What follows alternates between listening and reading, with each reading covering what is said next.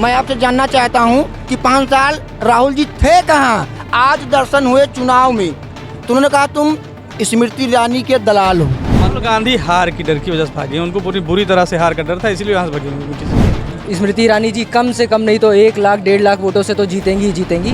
पहले ऐसा होता था कि पेपर लीक होते थे, किसी को कानो कान हवा नहीं लगती थी। मोदी जी हमेशा कड़े फैसले लिए, उन्होंने कड़े कानून लाए हैं। 370 जैसा कानून मोदी जी ही हटा पाए, राम मंदिर जैसा मुद्दा मोदी जी ही सुलझा पाए, नोटबंदी जैसा फैसला सिर्फ मोदी जी ही ले सकते थे। ये पहली ऐसी सरकार है जिसमें ऐसा हो रहा है। राहुल गांधी जी के पास जब वो यहाँ के सांसद थे तो उस दायित्व के अलावा कोई और दायित्व था? केंद्र में कोई दायित्व था? नहीं था। तब भी वो अपने संसद क्षेत्र में नहीं आते थे। नमस्ते, मेरा नाम विवेक है और लोकसभा चुनाव की चुनावी यात्रा इस वक्त अमेठी में है। अमेठी की वो सीट एक तरीके से कहा जाए तो कांग्रेस के गढ़ में। कांग्रेस का गढ़ इसलिए कहा जाता है क्योंकि भाई यहीं से जो है कांग्रेस ने अपनी राजनीति शुरू किया। एक तरीके से कह रहे हैं कि भाई राहुल गांधी, सोनिया गांधी, राजीव गांधी, संजय गांधी, मतलब गांधी का जो परिवार है वो यहीं से विजयी पताका लहराने में कामयाब हुआ है। और अमेठी की लोकसभा सीट की बात की जाए तो इस बार स्मृति ईरानी एक बार फिर से कड़ी टक्कर देती नजर आ रही है। दूसरा, अगर देखा जाए तो यहाँ से केएल शर्मा की बात की जाए तो वो सपा कांग्रेस गठबंधन से इस हॉट सीट पर मैदान में नजर आ रहे हैं। वहीं बसपा की बात की जाए तो बसपा ने भी अपना प्रत्याशी उतारा है, लेकिन लड़ाई जो है स्मृति ईरानी वर्सेस यहाँ पर केएल शर्मा के बीच में है। तो अगर आप देखेंगे तो ये ग्रामीण क्षेत्र है और यहाँ से जगदीशपुर विधानसभा करीब 12 किलोमीटर पड़ती है। शाम का ये वक्त है, ऐसे में बातचीत की शुरुआत करने के लिए अगर आप देखेंगे तो चाय की दुकान सबसे अच्छी जगह होती है। और चाय की दुकान पे जब मैं गया तो मैंने देखा कि कुछ युवा लोग खड़े थे और इन युवाओं से बात करते हैं, क्योंकि युवाओं का असल मुद्दा जो है सबसे ज़्यादा चर्चाओं में है। पेपर लीक की वजह से परेशान है, रोज़गार की वजह से परेशान है, बेरोज़गारी पर चिल्लाते हैं ये लोग। और कड़ी मेहनत के बाद भी जब परीक्षा नहीं निकल पाता है, एक तरीके से कहा जाए जब पेपर लीक होता है तो दुख होता है। क्या नाम है आपका? जी, मेरा नाम आदर्श दीक्षित है। आदर्श भाई, क्या माहौल है? अमेठी यूपी की ही नहीं बल्कि देश की सबसे हॉट सीट है। देखिए, पहले तो लोगों को लग रहा था कि यहाँ से राहुल गांधी आएंगे, कॉन्टेस्ट करेंगे इलेक्शन। अगर राहुल गांधी आते तो कांग्रेस वालों को ये उम्मीद थी कि वो स्मृति ईरानी को कम से कम कड़ी टक्कर तो देंगे। जीतने की उम्मीद उन्हें कभी नहीं थी, ये सब जानते हैं। पिछली बार हम 50,000 वोटों से जीते हैं, इस बार स्मृति ईरानी जी कम से कम नहीं तो 1 लाख 1.5 लाख वोटों से तो जीतेंगी ही जीतेंगी। हो सकता है ये मार्जिन उससे ज़्यादा जाए। मैं ज़्यादा बढ़ा चढ़ा के इसलिए नहीं बोलना चाहता क्योंकि ये तो डिपेंड करता है कि हम जो कार्यकर्ता हैं बीजेपी के वो कितनी मेहनत करते हैं। और बाकी आपने जो अभी आप पेपर लीक की बात कर रहे थे तो मैं आपको और जनता को ये बहुत ज़रूरी बात बताना चाहता हूँ कि कम से कम इस सरकार में जो पेपर लीक होते हैं वो लोगों के सामने तो आ रहा है। पिछली सरकारों में तो पेपर लीक होते थे और जिनको लीक्ड पेपर मिलते थे उन्हीं लोगों का सिलेक्शन हो जाता था, वही लोग नौकरी में लग जाते थे। तो इस बात का शुक्र मनाइए कि जो पेपर लीक होते हैं सरकार उसका पर्दाफाश करते ही, भले ही मैं जानता हूं कि विद्यार्थियों को बहुत प्रॉब्लम होती है क्योंकि पेपर कैंसिल हो जाते हैं, लेकिन कम से कम अयोग्य लोगों को जॉब तो नहीं मिल रही है। पहले ऐसा होता था कि पेपर लीक होते थे, किसी को कानो कान हवा नहीं लगती थी। बड़े बड़े लोग 5-5, 10-10 लाख रुपए लेके पैसे दे के पेपर ले लेते थे और वो पेपर निकाल लेते थे। तो मैं जानता हूं कि विद्यार्थियों को बहुत दिक्कत हो रही है, लेकिन प्लीज़ इस बात पे ध्यान दीजिए कि पेपर लीक जो हो रहे हैं वो सबके सामने आ रहे हैं और इसीलिए सरकार पेपर ये रद्द करवा रही है ताकि अयोग्य लोगों को नौकरियां ना मिलें। जो योग्य लोग हैं थोड़ा टाइम लगेगा, दोबारा पेपर होंगे, लेकिन नौकरी उन्हीं को मिलेगी जो योग्य लोग हैं। मोदी जी ने अपने मैनिफेस्टो में कहा है कि अगर इस बार उनकी सरकार बनी तो इतना कड़ा कानून लाएंगे पेपर लीक के जो भी आरोपी होंगे या पेपर लीक के लिए एक अलग सा लॉ लेकर आने वाले हैं, ऐसा उन्होंने वादा किया है। और दूसरी तरफ अगर देखा जाए तो जिस तरीके से देश का माहौल है, लोग कहते हैं कि बेरोज़गारी बहुत है, रोज़गार नहीं मिल रहा, वैकेंसियाँ नहीं निकल रही, इस पर क्या कहेंगे? देखिए, वैकेंसियाँ तो बहुत निकल रही हैं। अभी आप बोल रहे हो इतने पेपर कैंसिल हो गए हैं, इसका मतलब ये वैकेंसी ही निकली है तभी ये पेपर कैंसिल हुए हैं। भले ही पेपर लीक होने की वजह से कैंसिल हुए हों, तो ये कोई नहीं कह सकता कि वैकेंसियाँ नहीं निकली हैं। वैकेंसीज़ बहुत निकली हैं, भर्तियाँ भी हुई हैं और जो भी भर्तियाँ हुई हैं वो 100% ईमानदारी वाली भर्तियाँ हुई हैं। जो पेपर लीक हुए हैं, मैं आपको फिर से वही बात कर रहा हूँ कि अगर पेपर लीक हुआ है तो पेपर कैंसिल होना चाहिए।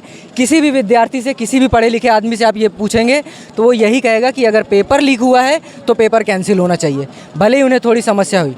और दूसरी बात आपने कही कानून लाने की, तो देखिए पिछले 10 सालों में ये कोई झूठी बात नहीं है, ना इसमें किसी को सबूत देने की कोई ज़रूरत है। पिछले 10 सालों में मोदी सरकार इतने कड़े कानून लाई है, तो ये कहना उनका एकदम सही है कि अगली पंचवर्षीय में हम इस चीज़ के खिलाफ भी कड़ा कानून लाएंगे। ये लोगों को विश्वास करने में बिल्कुल भी वो नहीं होना चाहिए, बिल्कुल भी संदेह या संकोच नहीं होना चाहिए। मोदी जी हमेशा कड़े फैसले लिए हैं, उन्होंने कड़े कानून लाए हैं। 370 जैसा कानून मोदी जी ही हटा पाए, राम मंदिर जैसा मुद्दा मोदी जी ही सुलझा पाए, नोटबंदी जैसा फैसला सिर्फ मोदी जी ही ले सकते थे। ऐसा फैसला जिसकी वजह से कोई भी सरकार गिर सकती है, वो फैसला मोदी जी ने ही लिया। ठीक है, तो इसमें लोगों को संदेह नहीं होना चाहिए कि अगर वो जनता से वादा कर रहे हैं कि हम ये पेपर लीक जो होते हैं इनके खिलाफ कड़ा कानून लाएंगे। और मैं आपको एक बात बता दूं कि पिछले जो पेपर लीक हुए हैं 2-3 केसों में सरकार ने कार्यवाही की है। आपकी उत्तर प्रदेश जो योगी आदित्यनाथ जी की सरकार है उन्होंने कार्यवाही की है और दोषी लोगों को पकड़ा भी गया है, ऐसा नहीं है।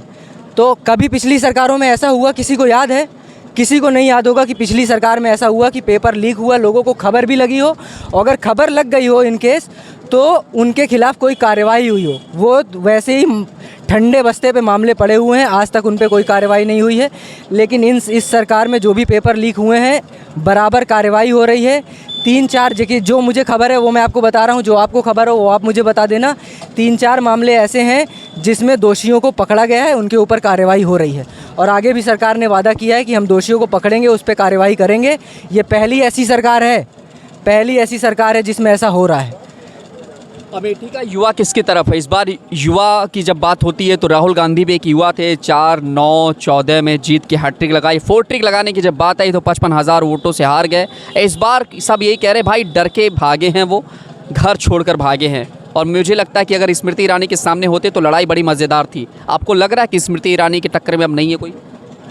देखिए, पहले भी नहीं थे। अगर राहुल गांधी आते भी तब भी मेरा मत यही रहता, पर्सनल मत यही रहता कि वो टक्कर में कहीं से कहीं नहीं थे। क्यों नहीं थे इसका कारण मैं आपको बता देता हूँ।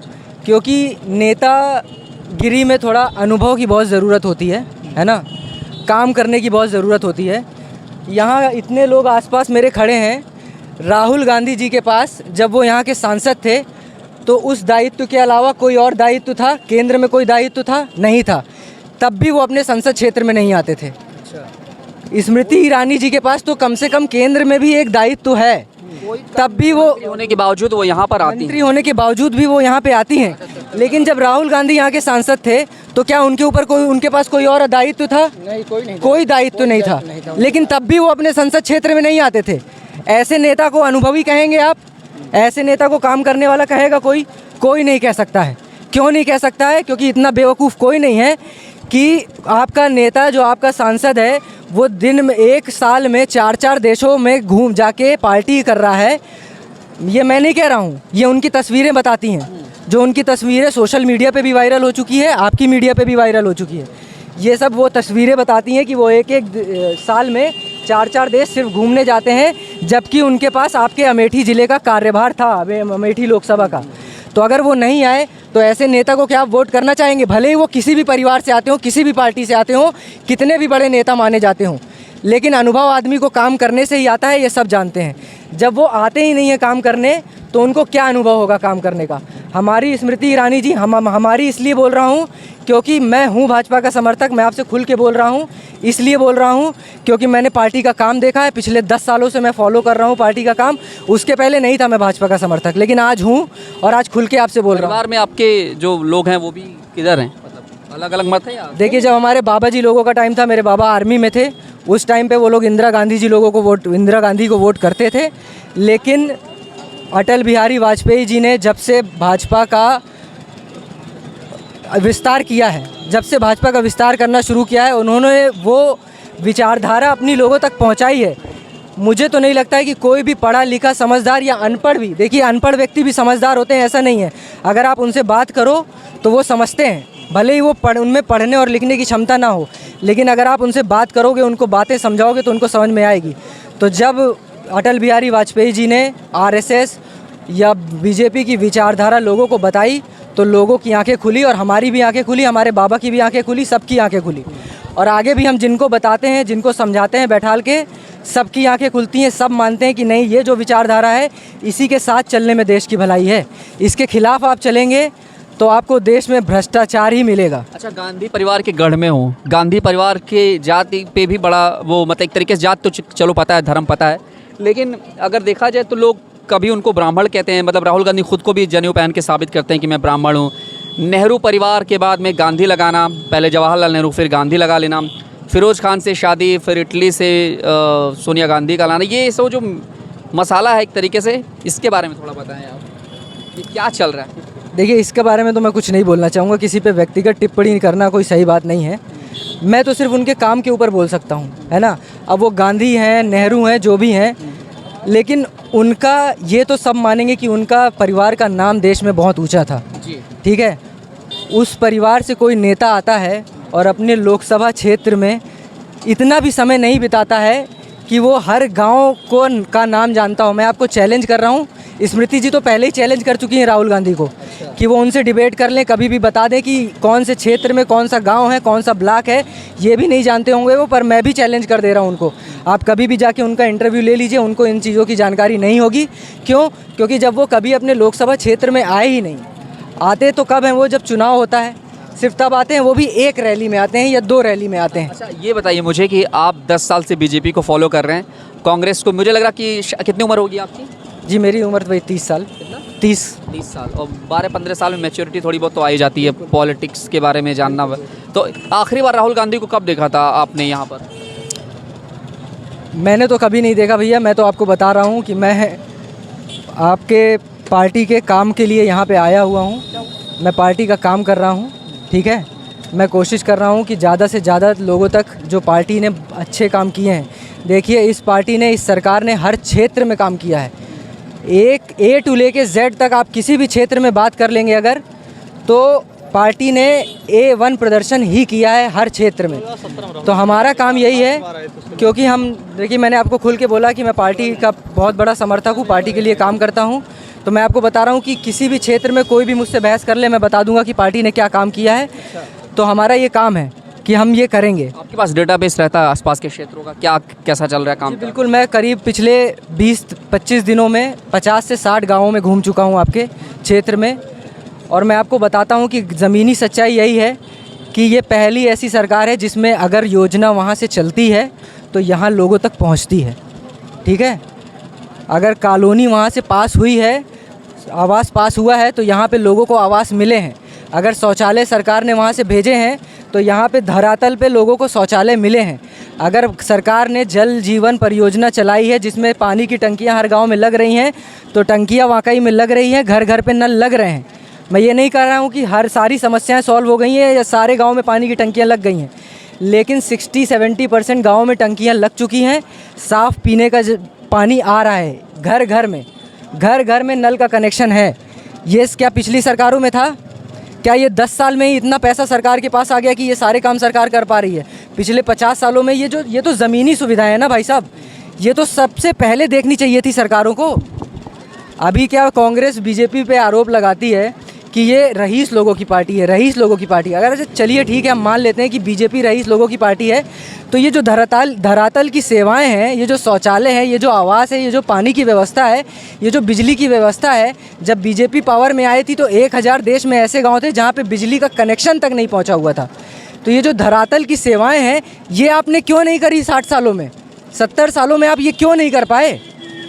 चलिए, बीजेपी तो अमीरों की पार्टी है, आप तो गरीबों की पार्टी थे, तो आपने ये धरातल वाली, ये मतलब ये तो जो गरीब है उसको सबसे ज़्यादा ज़रूरत इन्हीं चीज़ों की होती है ना, बिजली पानी, 2 चीज़ तो बहुत ज़रूरी है ना। तो ये चीज़ें कांग्रेस क्यों नहीं कर पाई?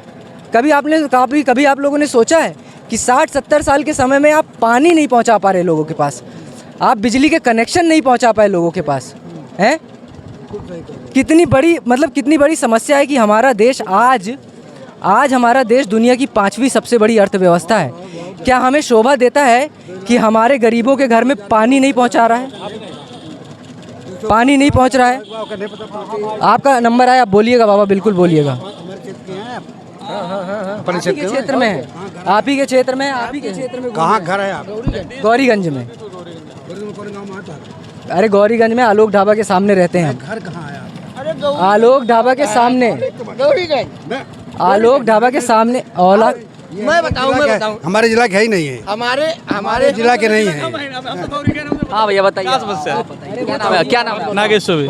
नागेश चौबे। चौबे जी, मैंने सुना आप प्रधान है किसी जी हाँ, थौरी के। क्या माहौल है? यहाँ भैया सब दीदी एक तरफा है। दीदी यहाँ एक तरफा है। 3000 वोट हमारे गांव दीदी पाएंगी। किसकी तरफ जा रही है? स्मृति ईरानी जी की तरफ। स्मृति जी की तरफ जा रही है। तो कैसे जा रही है, क्यों जा रही है बताएंगे? ये दीदी का काम यहाँ हर घर में पहुँचा है, किसी भी माध्यम से, चाहे बिजली हो। यहाँ मैंने बड़े बुजुर्गों से बात की जो, तो ज़्यादातर लोग खफा नजर आए, कह रहे राहुल गांधी का है माहौल यहाँ पर, राहुल गांधी है। नहीं, राहुल गांधी से लोग यहाँ नाराज इसलिए हैं कि यहाँ से भाग गए हैं। चुनाव नहीं लड़े लोग, उनको दिखाना ये जो भागे हैं यहाँ से इसी वजह से नाराज। हाँ, जो भागे यहाँ से इसलिए उनसे यहाँ लोग नाराज। सब इंतजार में थे कि लड़ेंगे। नहीं, लड़ेंगे उनको लड़ा के यहाँ से भगाना था ना, जो है उनको रिकॉर्ड से हराना था, इसलिए लोग नाराज हैं उनसे। तो ये माहौल स्मृति जी का है? एकदम स्मृति जी का माहौल। यहाँ कम से कम हमारी सांसद 3 लाख वोटों से जीतेंगे चुनाव। क्यों यहाँ पर ऐसा माहौल? एक बात बताइए, कांग्रेस का गढ़ कहा जाता है, अचानक से चीजें क्यों बदल गई हैं? देश में भी कांग्रेस का माहौल था 55-60 साल तक। कांग्रेस गढ़ ये तब कहा जाता है जब यहाँ कांग्रेस के गुंडे बूथ कैप्चर कर लेते। तो यहाँ राजीव जी के पीरियड में बूथ कैप्चर होता था, हम लोग सुने हैं जो है, यहाँ लोग वोट डालने नहीं पाते थे। अच्छा जी। अब तो लोग यहाँ जब से 2014 के बाद से यहाँ लोग वोट डाल रहे हैं। आरोप तो बीजेपी पर लगता है, कांग्रेस वाले लगाते हैं कि बूथ कैप्चरिंग करते हैं, गुंडे मवाली लोग आकर के पूरा। शासन में ज़्यादा दिन कांग्रेस रही कि बीजेपी रही? शासन में तो ज़्यादा दिन तो कांग्रेस थी ना। जो कांग्रेस का लंबा शासन था, तो आरोप बीजेपी के ऊपर, तो कांग्रेस वाले तो गलत आरोप लगाते हैं ना, बहुत गलत आरोप लगाते हैं। क्या विकास हुआ है अमेठी का, थोड़ा बताइए। अमेठी का विकास हुआ है। यहाँ आप किसी भी गांव में चले जाइए, चाहे जिस गांव में चले जाइए, वहाँ की आपको रोडें अच्छी मिलेंगी। यहाँ बिजली 6 घंटे आती थी जो है, अब 12 घंटे बिजली आती है। रात में लोग चैन से सो पाते हैं। नहीं तो हम लोग जनरेटर चलाते थे, मोबाइल भी वहाँ चंदा लगा के तेल भरवा के 5-5, 10-10 रुपए लगते हैं। 5-5, ये हालत था जो है। हमारे गांव में भी ऐसा ही। हाँ, तो ऐसा यहाँ भी जो है इसी तरह, इसीलिए जो है लोग बीजेपी के पक्ष में जा हैं, रहे हैं। और कोई दूसरी बात नहीं। मोदी का जो चेहरा है, क्या उस चेहरे पे इस बार की लड़ाई है अमेठी में, या मोदी का चेहरा तो बहुत बड़ा चेहरा है ही है जो है। यहाँ सांसद जी ने हमारी बहुत काम किया है। हमारे गाँव में कम से कम 6-7 बार आ चुकी है। 6-7 बार आ चुकी हैं। अच्छा। जब से सांसद जब उससे पहले तो लगातार आती थी सांसद। नजर आ जाती हैं 2-4-6 महीने में कहीं ना कहीं? नजर नहीं आ जाती, यहाँ आती हैं, लोगों को सुख दुख में शामिल ये कार्यकाल जब चलता है, जब संसद में वो चलता है कार्यकाल, तो उस समय तो खैर उनका वहीं रहना दूसरी बात है। लेकिन उसके बाद समय में भी टाइम उनका छुट्टी वाला रहता है, जैसे भी रहता है, यहाँ आती हैं, चौपाल लगाती हैं, लोगों की समस्याओं को सुनती हैं। 100% समस्याओं का समाधान भी लोगों को होता है। तो अब लग रहा है कि अमेठी में जो राहुल गांधी भागे हैं, उनको डर था। राहुल गांधी हार की डर की वजह से भागे हैं, उनको बुरी तरह से हार का डर था, इसीलिए यहाँ से भागे हैं अमेठी से। इसीलिए वो चुनाव लड़े, इसी चुनाव हारे हैं। मतलब हारने का तय नहीं, हारना तय था उनका। रायबरेली में जरा सा भी उम्मीद उनको होती है अमेठी चुनाव जीतने की, तो यहाँ से चुनाव लड़ते। रायबरेली चुनाव इसलिए वहाँ पता नहीं क्यों वहाँ गए हैं, लोगों को जो है मूर्ख बना रहे हैं, दक्षिण भारत के लोगों को चूतिया बना रहे हैं। यहाँ उत्तर भारत को तो लगातार बना ही रहे थे जो है, यहाँ भी बना रहे हैं लोग चूतिया। फिलहाल वहाँ भी कोई मजबूती उनकी है नहीं। मैं बता रहा हूँ कि वो रायबरेली में भी उनको हार जाना है, क्लियर है 100%। आप लोग मौका नहीं देंगे इस बार, लग रहा है 80 के 80 सीटों पर? अरे उनको मौका देके क्या करना है? मौका देके कुछ करना है नहीं। जहाँ जीते 5 साल के लिए इटली और विदेशों में घूमते रहेंगे, यहाँ कोई काम करना नहीं है उनको। हम लोग बताएं, चुनाव जब यहाँ से हारे थे, 19 में चुनाव हारे थे, तो लास्ट बार वो दोनों भाई बहन मुझको मिले थे मुसाफिर खाना हाईवे पे। हम 4-6-10 लोग और महिलाएं भी थी, हम लोग खड़े हो गए कि राहुल गांधी जी आ रहे हैं, अपने सांसद थे या हैं, उनसे जरा बात कर लिया जाए। हमने जबरदस्ती तो उनसे हमने पूछा कि दीदी भैया राहुल जी कहाँ हैं? तो कहीं पीछे वाली गाड़ी में हैं। तो हमने कहा साथ में आप दोनों लोग नहीं बैठे हो? तो कहा तुम कौन हो? तो हमने कहा हमारा नाम फला है, मैं विष्णु भवन सिंह हूँ। मैं आपसे जानना चाहता हूँ कि 5 साल राहुल जी थे कहाँ? आज दर्शन हुए चुनाव में। तो उन्होंने कहा तुम स्मृति ईरानी के दलाल हो, तुम उनके कैंडिडेट हो, मैं तुमसे कोई बात नहीं करूँगी। ये डायरेक्ट ये प्रियंका गांधी जी ने बोला कि तुम जो है स्मृति ईरानी के दलाल हो, मैं तुमसे कोई बात नहीं करूँगा, जाओ उनको वोट दिलाओ, उनको जिताओ। हमने कहा 100% दीदी जीतेंगी, हारने का कोई चांस नहीं, 100%